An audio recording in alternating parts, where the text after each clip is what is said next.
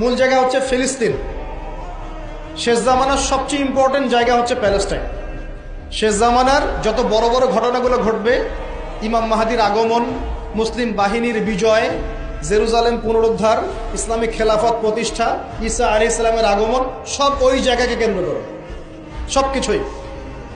সবকিছুই ওখানেই দাজ্জাল বের হবে, দাজ্জালকে আবার মারাও হবে সেখানে, সবকিছু ওখানে। কিন্তু ওই দিক থেকে মুসলিমদের দৃষ্টি ফোকাস করে অন্যদিকে সরিয়ে দেওয়া হচ্ছে।